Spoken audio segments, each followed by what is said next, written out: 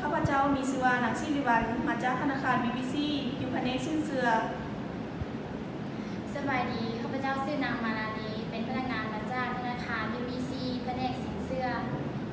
โดยทางรายการของเราเป็นเกียรติอย่างยิ่งเนาะที่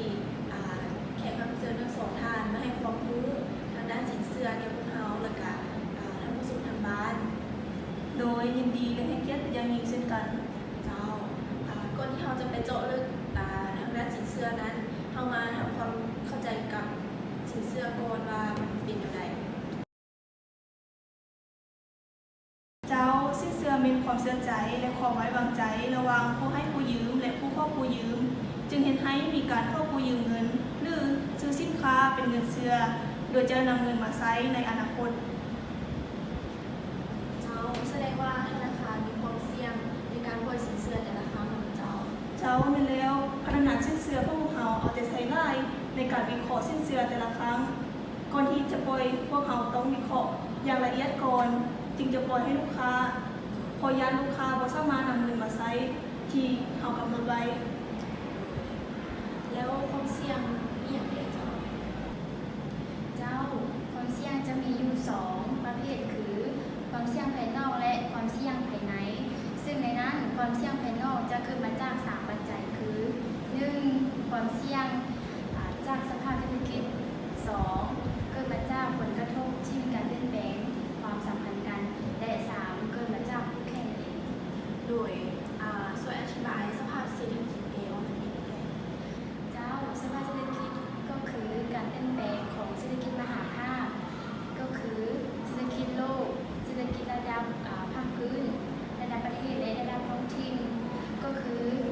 รายได้แห่งชาติภัยว่างงานจะส่งผลกระทบต่อความเสี่ยงด้านสินเชื่อเพื่อให้มีการเปลี่ยนแปลงทางด้านอัตราดอกเบี้ยปริมาณและคุณภาพของสินเชื่อโดยแล้วความเสี่ยงภายในเจ้ามีอย่างไรเจ้า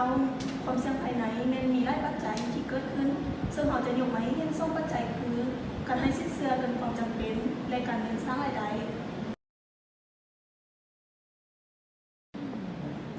การให้สินเชื่อเกินความจำเป็นคือการให้สินเชื่อเกินความสามารถที่จะจ่ายคืนของลูกนี้จะเห็นให้นำไปสู่สินเชื่อมีปัญหาตัวอย่างลูกค้ามาเข้ากู้ยืมเงินธนาคารเขาในโครงการใดหนึ่งที่มีมูลค่า 1,000 ล้านกีบแต่ธนาคารพัดให้ 1,200 ล้านกีบตัวส่วนที่เกินนั้นเมน200 ล้านกีบในส่วนที่เกินนั้นลูกค้าอันนำเงินไปใช้ที่ผิดจุดประสงค์เลยบ่สามารถเห็นให้เกิดมีมูลค่าเพิ่มได้สำหรับการเน้นสร้างรายได้เมนไม่ถึงการปล่อยสินเชื่อโดยบ่คำนึงถึงความเสี่ยงที่จะเกิดขึ้นในอนาคตตัวอย่างเมื่อปล่อยสินเชื่อไปแล้วธนาคารฟ้องแต่ผลกำไรจากอัตราดอกเบี้ยแต่บ่คำนึงถึงความเสี่ยงที่จะเกิดขึ้นในอนาคตว่าลูกค้าจะสามารถสร้างรายรับได้หรือบ่ซึ่งอาจจะเฮ็ดให้เกิดเป็นหนี้เสียก็ได้โดยละเอียดหลายหรือวิธีป้องกันเจ้าโดยทางเราจะมีวิธีป้องกันก็คือจะเน้นหนักการปฏิบัติระเบียบตามนโยบายของธนาคารจะมีการฝึกอบรมพนักงานให้มีความรู้ความสามารถมีวิชาสังเคราะห์จะมีการพัวพันกันปรึกษาหารือกันอยู่เสมอและมีการประเมินการปฏิบัติเรียนในแต่ละระยะเพื่อบ่ให้เกิดหนีข้อขัดตกบกพร่องหรือกรณีถ้ามีก็ต้องมีน้อยที่สุดแต่ถ้าหากเมื่อมีปัญหาดังกล่าวเกิดขึ้นพวกเขาก็จะแก้ไขอย่างยิ่งด่วนเจ้าเป็นงานที่หนักหนาเจ้าเป็นแล้วโดยเมื่อวันนี้รายการของเราก็ได้จบลงแล้วขอขอบใจทั้งสองท่านที่มาให้ข้อมูลทางพวกเราและผู้ชมทางบ้านมาพบกับรายการของเราได้ใหม่ในวันศุกร์และวันเสาร์ท้ายนี้พวกเราทั้ง3 คนขอกล่าวคำว่า